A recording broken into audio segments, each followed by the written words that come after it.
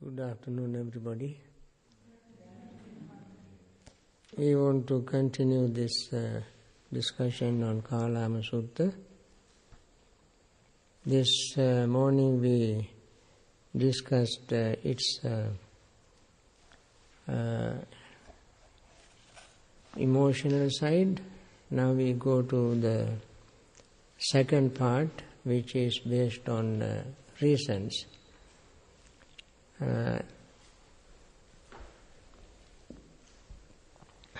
That is even more interesting and very real core of the Sutta.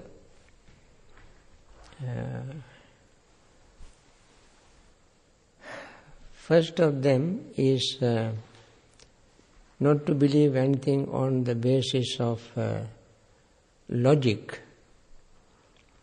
Tanhakkhayo. As you all know, those who have studied logic,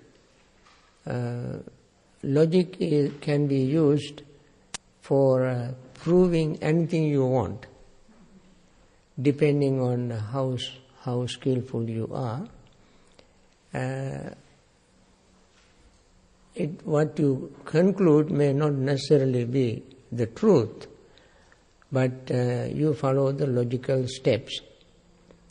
Whether it is traditional logic or symbolic logic, logic used in mathematics and so forth, you can prove something. But what you have proved may not necessarily true, but you have proved is the logical conclusion. And therefore, the Buddha's teaching is not that kind of logical teaching.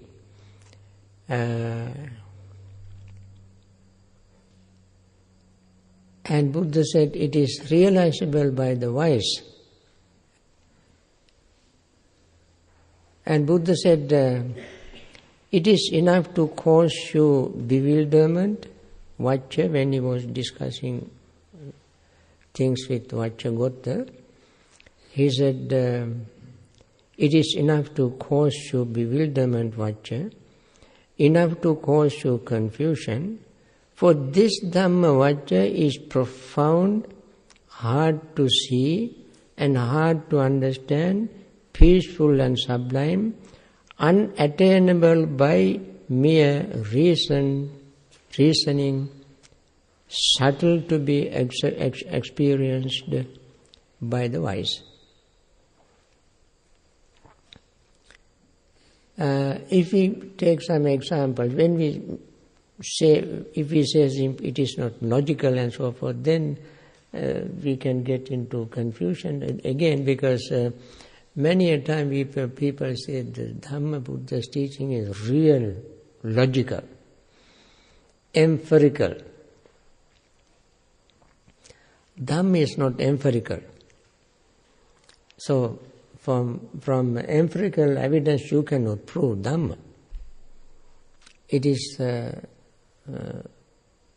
physical, chemical, logical, philosophical things you can prove empirically. Dhamma is something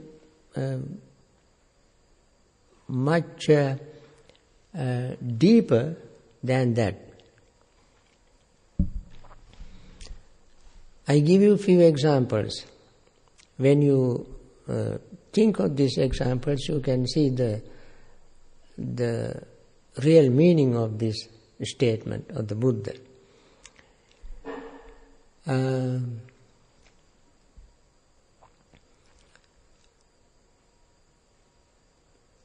In the Dhammapada, there is a statement, kumbhupamang kayamimang viditva, nagarupamang chittamidang tapetva, yo dheta marang panya yudhena, jitancha rakke anivesano siya. Kumbhupamankaya mimang viditva, having understood this body as a clay pot, brittle, subject to break. Nagarupamang chittamidang thapetva, understanding the mind like a city.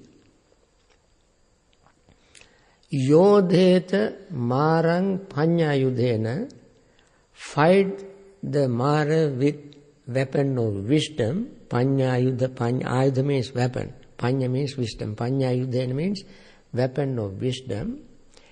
And protect what you gain without attachment.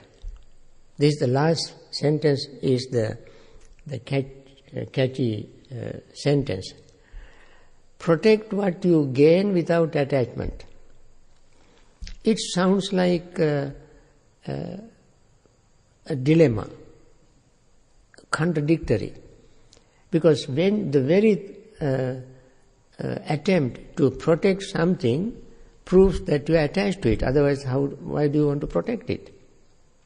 Isn't it? The very reason for you try to protect something is that you are attached to it. If you are not attached to it, you will never try to protect it. What Buddha said, fight the Mara with weapon of wisdom. When you fight the Mara, you gain something. You gain certain area, certain space, certain properties, certain something. In order to gain that, you fight. When you fight and got the particular thing, then you dearly attach to it. You station your army, your boundary lines, and you write your laws, constitution, lawyers, and so forth and so on. You do everything possible to protect what you have gained. Why? Because you are attached to it. Buddha said, protect what you gain without attachment. How can you do that? Because if you are attached to something, you have not gained. You have lost. Your fight is the fight against attachment. Your Mara is attachment. Clinging, craving is your Mara. You fight against this Mara, and when you fight against the Mara of attachment, then you learn to let go. Letting go is a big battle. And once you have gained this letting go of state, then even if you have any more attachment, then you have lost the battle. You have not to gain it. Now, how can you prove that? You can prove only when you look at your own mind. You can look at your own mind and you struggle very hard to get rid of your desire, greed and clinging and craving.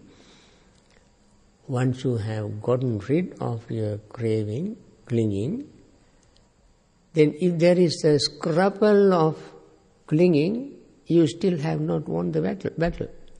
You still have to fight. And therefore, it is not something logically that you can prove, but experientially you can prove it. You can prove to yourself. You are the witness, you are the testimony, you are the one who experienced it. Only through experience you can see this reality. Another example, when we describe Nibbana, Nibbana is called Avedita Sukha. One day you can find it in Samyutta Nikaya. Monks asked Venerable Sariputta, why do we attain Nibbana?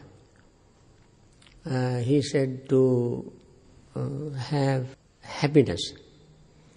Then they asked, is it a feeling? Happiness is a feeling, Nibbanic happiness is a feeling. He said, Nibbanic happiness is not a feeling. Then they asked, if it is not a feeling, how can you say it is happiness?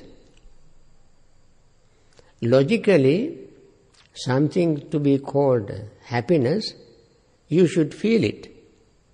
If you do not feel it, how can you say that it is happiness? If you say that it is a feeling, there has to be an entity to feel. When there is no an entity to feel, then that happiness cannot be a feeling. So Venerable Sariputta, when these monks asked, if it is not a feeling, how can you say that it is happiness? Venerable Sariputta's answer was, that is why it is called sukha. Since there is no feeling, it is called sukha. When there is a feeling, it can be pleasant, unpleasant, neutral, and happiness now may change into unhappiness another time, and so forth.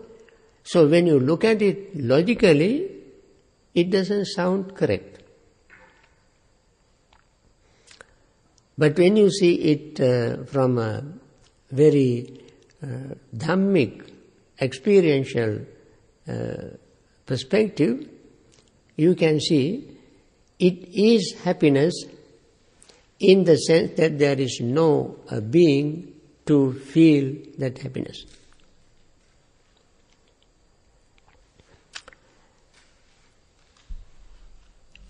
And therefore it is called avedita sukha, in experiential happiness.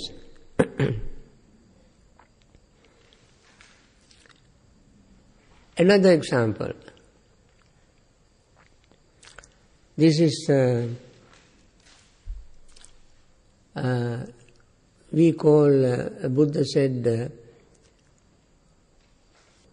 sabbe sankhara anicchati yada panyaya passati atha nibbindati dukkhe esamaggo visuddhya. When one sees that all conditioned things are impermanent, unsatisfactory. I recited only one line, one stanza, but other two also almost a repetition. Except the last one is sabbe dhamma anatta, and so forth. Sabbe sankhara anicca, dukkha, sabbe dhamma anatta. That means all conditioned things are impermanent, unsatisfactory, and all dhammas are without self. When one sees this exactly as they are, then one will become disappointed with suffering. Atha nibbindati dukkhe esamagu. Nibbinda means one becomes dispassionate with suffering. When you hear the word very mindfully, you hear one becomes dispassionate with suffering. When you hear you become dispassionate with suffering, it implies that you have been passionate with suffering for you to become dispassionate later on, isn't it? Then you can ask, has there ever been in your life any time in your life that you were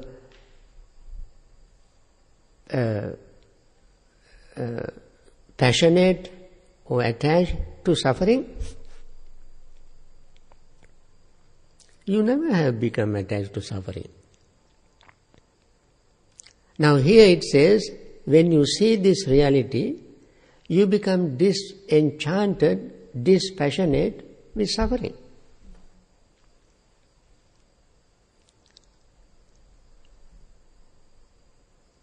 Disenchantment or nibbida is another very beautiful Pali term. When it is translated into English, we have to use either dispassionate or disenchanted, but none of these words conveys the real deep meaning of nibbida. Because both words are sort of negative. Nibbida in Pali means yada panyaya pasati. Yada panyaya pasati. When you see with wisdom, you will be disenchanted, meaning you will not become excited. You will not get carried away with emotions. You become very insightful. Buddha has given a very beautiful simile. You can find out many similes on your own. Buddha's simile is children making sand castles on the beach. They go to beach and they get sand and build sand castles. In here, in winter, you can see children building various type of images with snow. Snow houses, snowman, snow this, snow that. And they look like real houses, real people. And they put even color, to make their eyes black color or brown, blonde on the hair, and so forth, to make them look real human beings.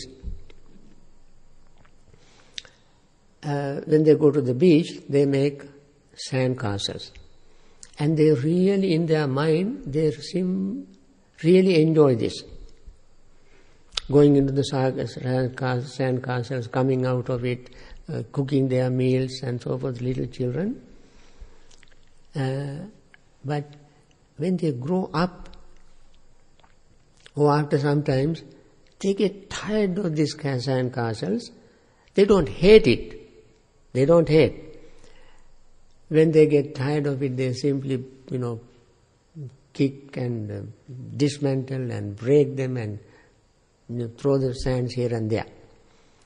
Similarly, when one spiritually mature and see the reality, then one would become not interested in those things anymore. The person have a deep insight. Yeah, after all,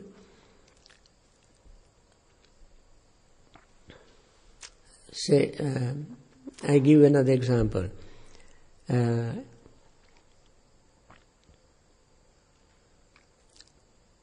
These examples may sound very abstract, but to drive my point home, even though the example sounds abstract, I like to mention them. We say that you say you are 50 years old. You celebrate your 50th birthday. What you are really celebrating is that you have lost 50 years. You have not gained.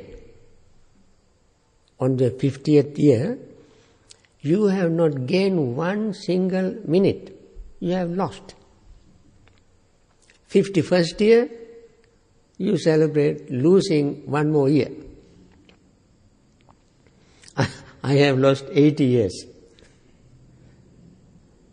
When I look back, is there anything that I have to keep from this 80 years? All I have is a memory. That's all. And therefore, when I think of it, there is nothing to become attached to. I am losing. So after sometimes doctors might say, Mister, you will have 1 week to live. So I went on losing, and they say, you have 1 more week to lose. They don't say that you have 1 week to lose. They say, you have 1 week to live. But really, in reality, I will lose 1 more week. And then that is the end. So, when we really mindfully look at the things as they're happening, as they are, impermanence, this is the kind of realization we come to. Logically, you can never prove it. But experientially, each and every one of you think of how long you have lived, that long you have lost. And this is called, this kind of understanding, this kind of not exciting of the past comes to you through experience. This is called nibbida, disenchanted. You are not disappointed, you are not upset, you are not angry, you have lived your life, but when we pause and look back, in reality there is no one single iota to trace 1 single minute back, except the memory. So, ata nibbindati dukkha means then one becomes disenchanted with suffering, meaning it doesn't mean that we have enjoyed suffering before for us to be disenchanted with suffering now. We never enjoyed it. What it means is, I mentioned in many times in my Dhamma talks, Buddha said, Yo sukhang abhinandati so dukkhang abhinandati. One who enjoys pleasure enjoys pain.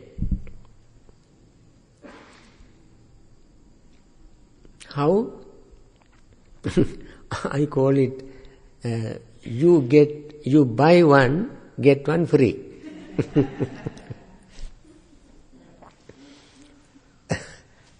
What do you get free is dukkha, but you work very hard to gain pleasure, happiness.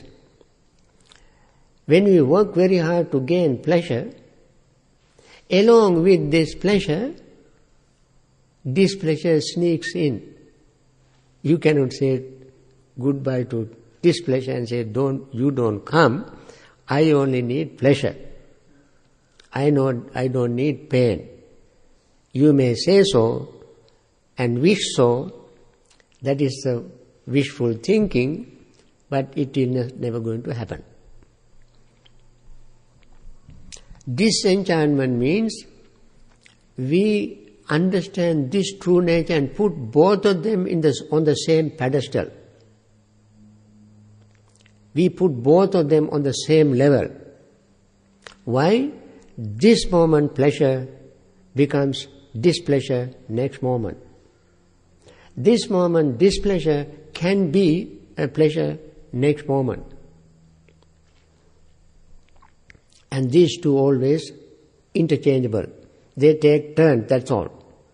They take turn. They have sort of an agreement. Pleasure and pain has unwritten agreement that today I take my turn, tomorrow you take your turn. That kind of agreement. When we see this, this is the nature of impermanence. The pleasure is not permanent. It turns into displeasure. And displeasure is not permanent. It turns into pleasure. When we see this change in everything in our life, we don't become attached to pleasure or hate displeasure. Look at them, look at both of them with equanimous state of mind. That wise, equanimous attitude is called nibbida. Disenchantment means wise, equanimous attitude towards ups and downs, pleasure and pain is called disenchantment or nibbida. I mentioned yesterday, answering a question that I mentioned Nalaka Sutta in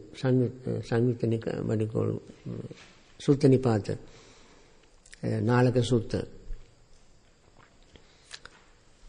I don't know whether you remember who Nalaka is. Nalaka is Asita's nephew, his sister's son. Who is Asita? Asita was the one who visited Siddhartha after his birth when he was brought to Kapilavattu. Asita was, he was also called Kala Devala, meditating in the Himalayan mountain. And as soon as he came to know that Siddhartha was born, he came to see the child. And he saw this child is going to be a Buddha. And then he was disappointed that he would not live long enough to see him as Buddha. And then he cried. Seeing him going to be Buddha, he was happy and smiled and so forth. Then immediately he went to his sister. Sister was younger than him. And told, you must send your child to the monastery to be ordained under this Buddha when he attained enlightenment. Send him. So she sent her son, and Nalaka became a Buddha's disciple.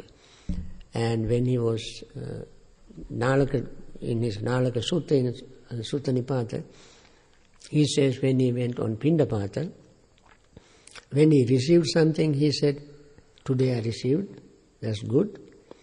When he did not receive anything, he would come back to the same root of a tree where he was living and say, I did not receive anything today. That's good too. He was not disappointed for not receiving anything, not overly delighted for receiving something. Because he was the one who has seen the truth. This is not logically provable. But this is the mental state that arises when one understands Dhamma. And that is why it is called not logical.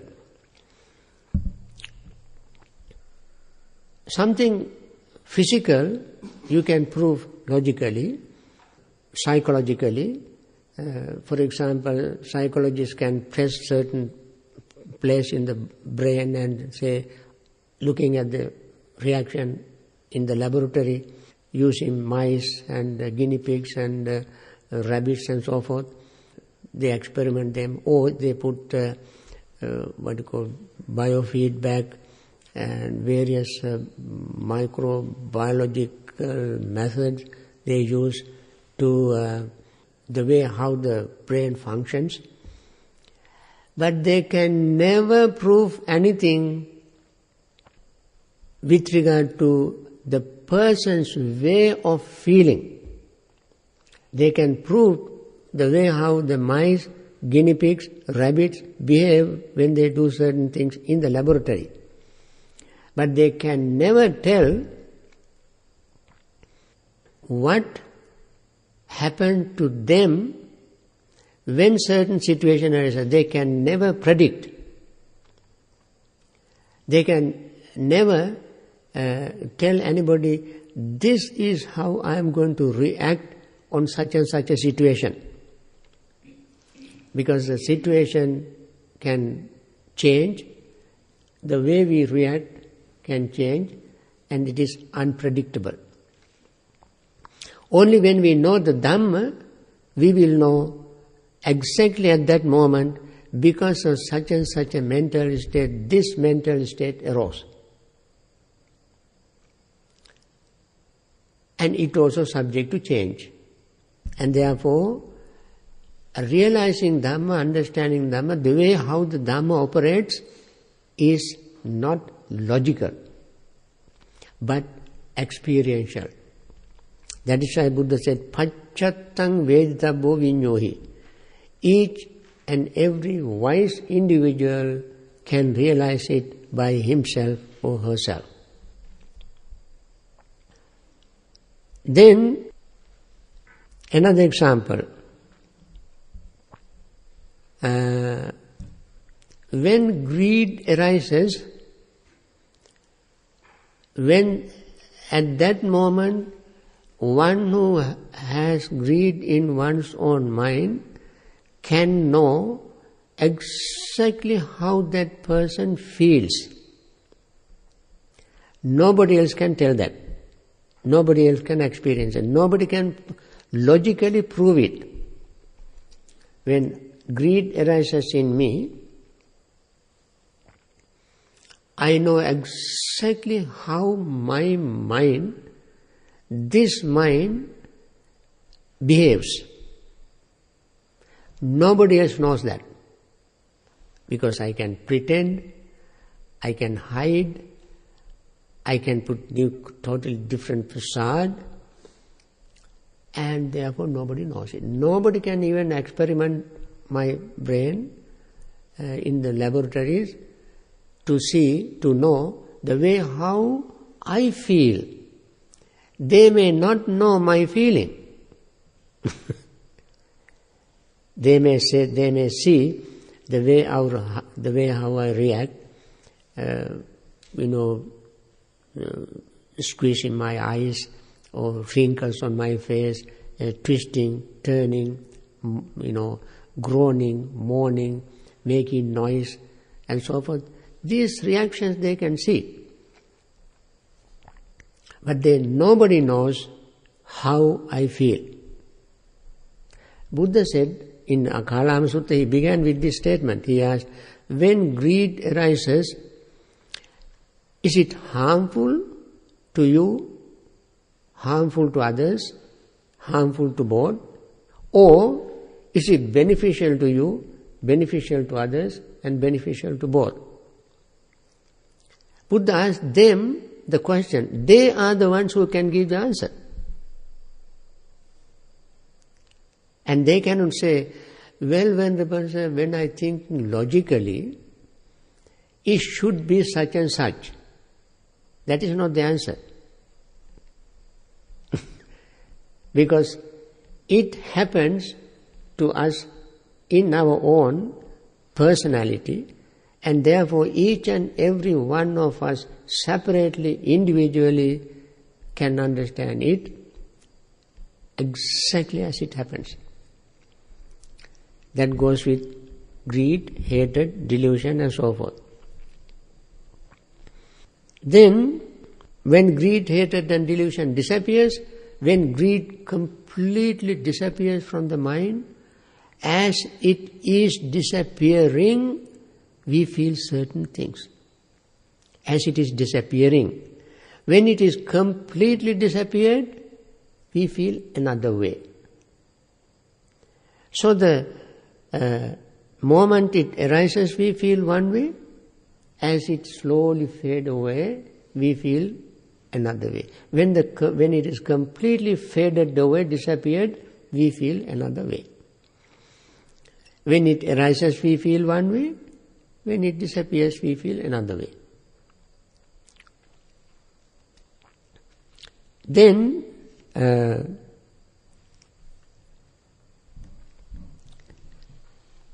we mentioned the word the upasama sukha, happiness of calming. You can see in the laboratory how the brain operates, brain works when the mind is calm. That is what you can see. That's all you can see. You can monitor it in the computer screen or what do you call this, EKG and so forth, you can see the way how heart operates, heart functions. But you will never ever experience that particular state of peace, of excitement and so forth. That experience you cannot record, but you can record the reaction, and therefore it is not logical. Therefore, this is something to be seen with wisdom. Paññāya passati. Not logically. Then the other thing is, another example, purification, stages of purification of our mind. When the mind is totally pure, only the one who has that pure state of mind will know the mind is totally pure. That is why when somebody attains full enlightenment, says, that is the only person who can say this. Khatang karaniyang usitang brahmacharyang khatang karaniyang naparang ittattaya. I have lived a holy life. I have done what was to be done, and nothing more to be done. Nothing more to be done. Naparang ittattaya,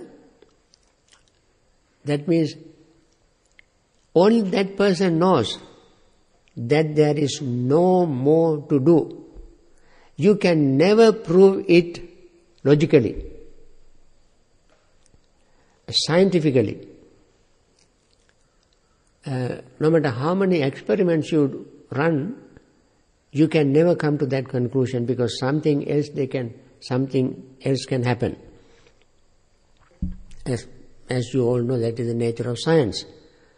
Nor any scientific conclusion is a final conclusion, because something else can happen sometimes later. But when one attains a full enlightenment, liberated the mind and become totally 100% pure, clean, that individual can say, this is it, na parang ittattaya, no more rebirth for me again. Khinang puranang navang natti sambhavang. In Ratana Sutta says, Khinang puranang navang natti sambhavang. All my seed, you have to have a seed to start something. My seed all have come to an end. No more new arising there for me. Navang natti sambhavang.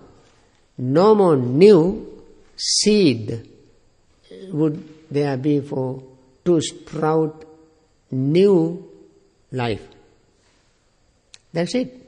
I have completed the whole course and nothing more left for me. And this kind of things you can never prove logically. And therefore Buddha said, this Dhamma is attainment. Yeah. I think it's interesting that even in mathematics, they recognize the limits of logic. There was a mathematician named Gödel who in 1932 proved an important theorem in an area called meta-mathematics, because it's not just about the everyday mathematics we use in numbers, but it's about all mathematical systems, every mathematical system. And the theorem he proved is that no mathematical system can be both complete and consistent. And complete means that every valid theorem can be derived and proven in the system. So he said, no mathematical system can be used to prove everything that's true within itself, within its own system, unless it also has inconsistency. Inconsistency would be like a proposition and its opposite, A and not A, would be consistent. So no system is both complete and consistent. So it's a theorem that proves the limits of deriving true theorems in every mathematical system. There will always be a true theorem which can never be shown. And if you add that to the premises, then there will be another one that cannot be proven. And that is true for every mathematical system unless it has a contradiction built into it. It's called the completeness theorem of Gödel. And it's interesting because it applies to every logical system, which is technically called pure propositional calculus of the first order. So it applies to every technical logical system. There will always be something true which cannot be proven inside of it. So it's like using logic to prove the limitations of logic. That's why it's a famous theorem in mathematics. Prove logic to show the limitations of logic. He uses logic to show that there's always something outside of logic which cannot be derived from logic. From logic. I think that's very interesting. Who is the founder? His name is Gödel, G-O with umlaut, two dots, D-E-L. It's Gödel's incompleteness theorem. That's very interesting. There must be another approach to get all truth. That is why Buddha is so enlightened that he said that this is not something you can prove by logic, because logic has its own limit. It's amazing. Then the number 8 is Naya Hetu. Naya is reason. And Buddha said in Sandaka Sutta, also in Majjhima Nikaya you can see, Sandaka, here a certain teacher is reasoner and inquirer. He teaches a Dhamma, not Buddha Dhamma, a Dhamma hammered out by reasoning, following a line of inquiry as it occurs to him. But when a teacher is a reasoner and inquirer, some is well reasoned, some is wrongly reasoned, some is true, some is otherwise. That is the reason Buddha did not... I want to... this is a very interesting part, but I don't have time to go through the whole detail. But I want to bring out the most important part, or last, of course, is reflective acceptance of a view, and that also is interesting. View can be right or wrong, and even in the Buddha's time there were 62 different views based on the theory of soul, and that's another very big area, and even that I don't want to get involved in right now. But I want to come to the last section of my observation of Kalama Sutta. That is the message of Kalama Sutta not emphasized enough. This is the message, which is not emphasized sufficiently. Buddha asked Kalamas whether greed, hatred and delusion are harmful to oneself, harmful to others and harmful to both, or are they beneficial to oneself, others and both? They replied that if somebody cultivates them, they are harmful to oneself, harmful to others, and harmful to both. Then Buddha asked, are they blamable or praiseworthy? They replied, they are blamable, not praiseworthy. Then Buddha asked them, is cultivation of generosity, loving friendliness, compassion, appreciative joy and equanimity beneficial to oneself, to others and to both? Their reply was yes. They are beneficial to oneself, to others and to both. Then Buddha asked, are they blamable or praiseworthy? The answer is, they are praiseworthy. Then Buddha said, having abandoned greed, hatred and delusion, if you practice these 4 sublime states, you don't have to accept anybody's view, anybody's words. You will experience their results by yourself, within yourself.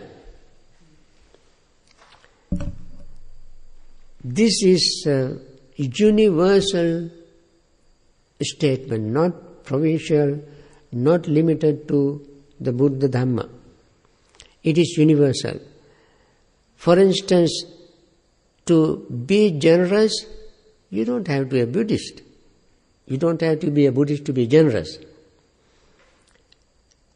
To practice loving friendliness, metta, you don't have to be a Buddhist. Anybody can practice metta. To become compassionate, you don't have to be a Buddhist. Anybody can become compassionate. To appreciate others' joy, you don't have to be a Buddhist. Anybody can do that. And to practice equanimity, you can be anybody. Practice equanimity. And their results, while you are practicing generosity, you experience it within yourself. Nobody else knows it. When you share something with somebody, with pure heart, clean heart, without expecting anything in return, nobody knows what you experience. Have you experienced that? And I'm pretty sure you might have done a lot of generous things. When you are practicing your generous thing, practicing generosity, only you know, the recipients don't know. Recipients don't know anything that's going on in your mind. They just receive it. But in your heart, you experience something nobody else can explain. Even you cannot explain. But you really feel within yourself something wonderful, and something you feel that you should have all the time when you practice generosity. Similarly, when you practice metta, loving friendliness, while you are practicing it, you feel within yourself something inexplicable. When you are compassionate, nobody can see your compassion except, of course, very tiny little external expressions. Through those expressions, somebody can say, so-and-so is compassionate. But nobody knows the kind of feeling, inner experience you have. Nobody knows.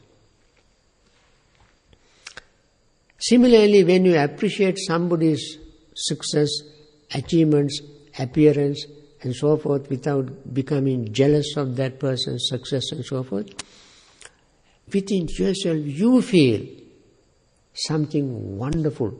You can let that person have what that person has. You feel it. Similarly, when you practice equanimity, you will know how you experience.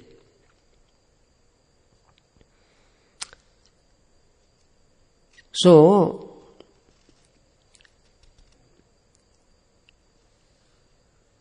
these are the four things that the Buddha wanted to, 5 things that the Buddha wanted to emphasize in this discourse.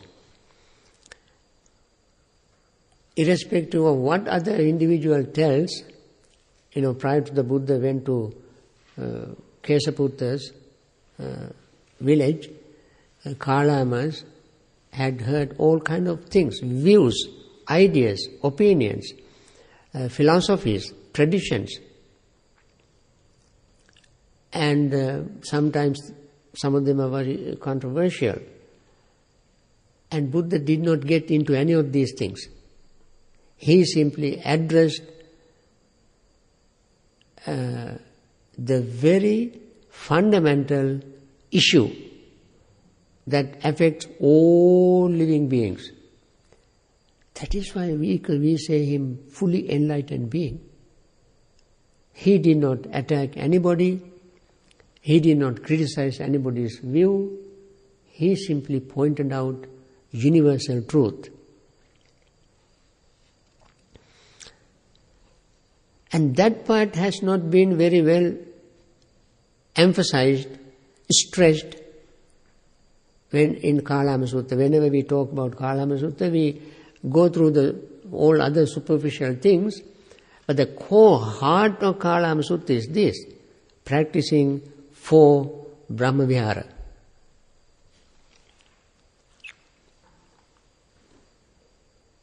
Then Buddha said, Kalamas, when you yourself know these things are good, these things are not blamable, these things are praised by the wise, undertaken and observed, these things lead to benefit and happiness.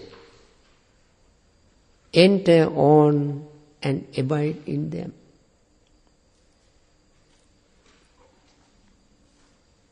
When we practice these things, we know. You experience inner peace, tranquility, calmness, your own soft heart, generous heart, compassionate heart. You experience it. If you experience it, you go ahead and do it. You don't ask anybody's opinions. Don't ask, can I practice generosity? Is it beneficial? Can I practice compassion? Buddha said, you don't have to ask anybody. You don't even have to discuss with anybody. You do it yourself.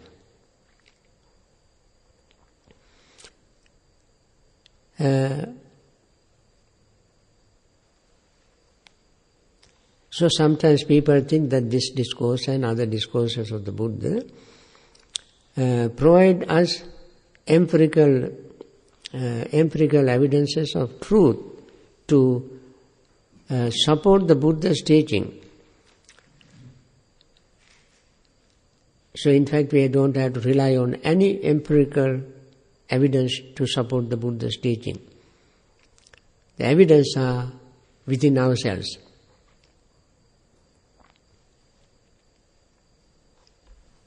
So finally Buddha gave 4 kinds of solaces. And that also is a very wonderful statement. I don't think in any other tradition you find these 4. Let me read the 4. Suppose there is a hereafter and there is a fruit, results of deeds done well or ill, then it is possible that at the dissolution of the body after death, I shall arise in the heavenly world, which is possessed of the state of bliss. If there is hereafter, if there is life after death. That is the first solace. Second is, Suppose there is no hereafter, and there is no fruit, no results of deeds done well or ill, yet in this very world, here and now, free from hatred, free from malice, safe and sound and happy, I keep myself. Third solace. Suppose evil befalls the evil doer, I, however, think of doing evil to none. Then how can ill affect me who do not do evil deeds? Solace number 4. Suppose evil does not befall the evil doer, then I see myself purified in both ways. That's solace number 4.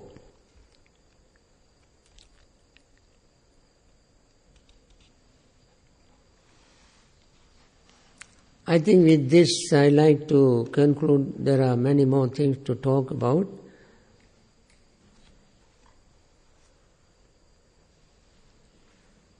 My last remark is faith in Kalama Sutta. By asking Kalamas not to accept these 10 points and dismissing all of them, the Buddha did not throw away baby with bath water. In Chunky Sutta, for instance, Buddha showed how faith arises. He has advised bhikkhus and bhikkhunis to behave in such a way that those who are not pleased in the triple gem will arouse their faith in the triple gem, and those who already have faith in the triple gem will increase their faith. So Buddha did not completely discard faith. Even our behavior should be in such a way that those who do not have faith in the Buddha Dhamma Sangha will have faith, seeing, hearing, associating with us, with bhikkhus and bhikkhunis. And Buddha said, if there are people who have faith, your behavior will increase their faith in the Buddha, Dhamma and Sangha.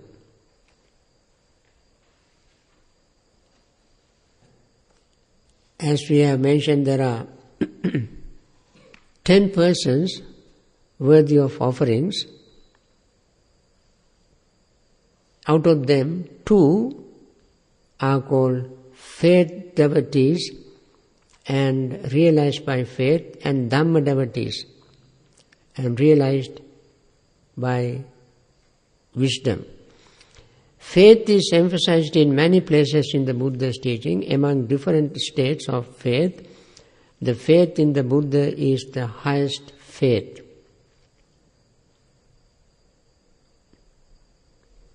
Addressing Bhargava and pointing out to him how hard for him, coming from another tradition, having another faith, following another doctrine, to attain and abide in the beautiful, that is Santa Vimokha, beautiful liberation of the Buddha. You must strive hard, putting your trust in me, the Buddha.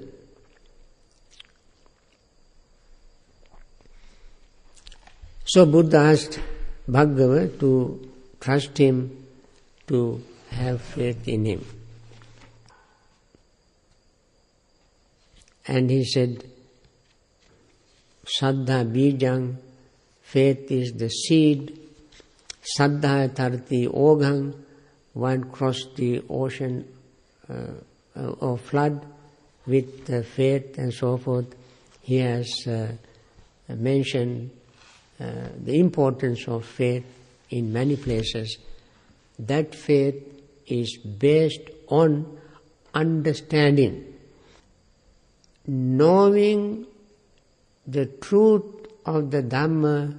One gain faith, and that is the faith called achala saddha, unshakable faith. And that is the beginning of real practice of Dhamma. With this, I like to conclude the presentation of Kalama Sutta, and I encourage you to read it again and again, and you will see many different interpretations and translations of Kalama Sutta.